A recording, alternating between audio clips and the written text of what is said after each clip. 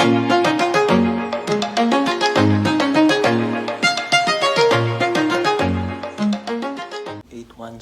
is where I'm staying, and then I'll tour you inside.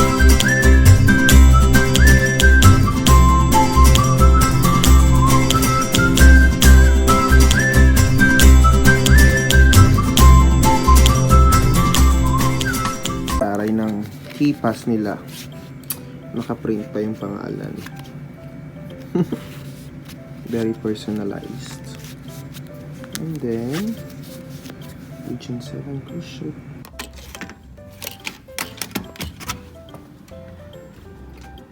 So, welcome to my room tour.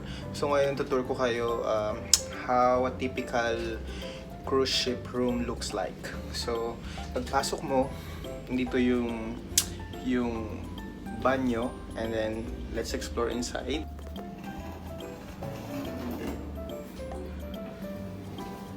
As you can see, that's me using my phone. And then here's a jacuzzi with all the amenities. Yeah. And there. Paglabas, there's a mirror, and then there's a curtain. Pwede mo siyang i-lock. If you want more privacy, you can lock it. And then going here, there's this little room kung saan pwede mong ilagay yung mga gamit mo. Pwede kang mag-stock ng mga shoes, and then yan, mga life vests. Okay?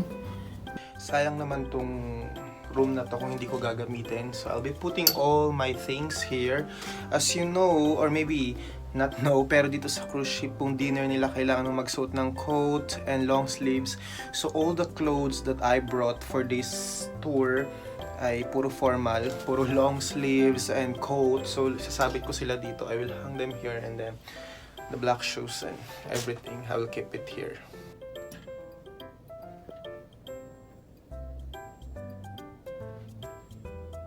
And going back here, lock this one. And then, ito yung kanilang bed.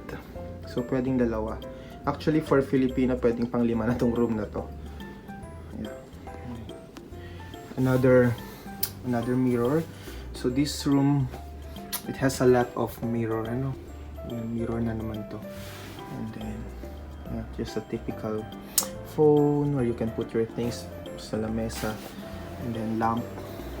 And then another, if you want to have a space for your living room, ayan, pwede mo siyang isara. And then, yeah, I have my own TV.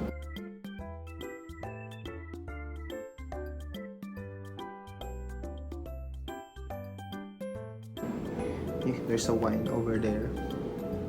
May sariling TV nakalagay, "Welcome Ray Oliver Fabros." So, diba? Napaka-personalized. So good.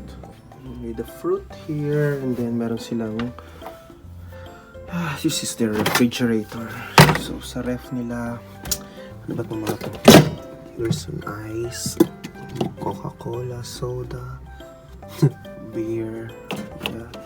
This is heaven for those who are drinking beer. Unfortunately, I don't drink beer, so wala akong pakialam dito. While sitting here, may mga movies. So kung nagsisail yung cruise, hindi ka maboboard, you can watch international movies, or meron din silang mga a lot of choices na pwede mong panoorin. Future Cruise, Fox News, CNBC, Sky News, and more.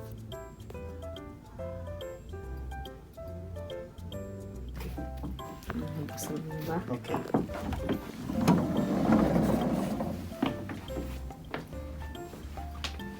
You can just sit here.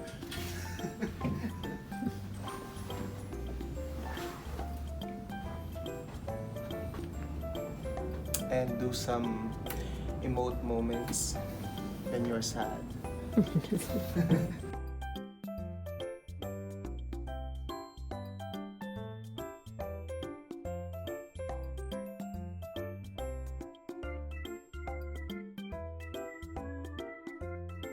It's very comfortable, and relaxing. So this is what I've been praying for. Dati pa na I want just to have a staycation. So most of my time here, we are actually at sea. I think 2 days and most of the nights we are at sea.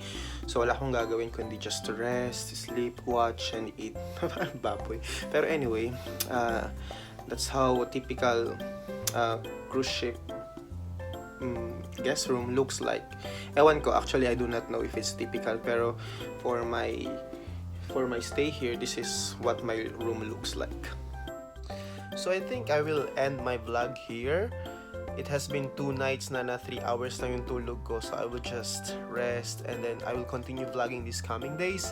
So thank you for watching. Please don't forget to like, comment, and subscribe. Goodbye!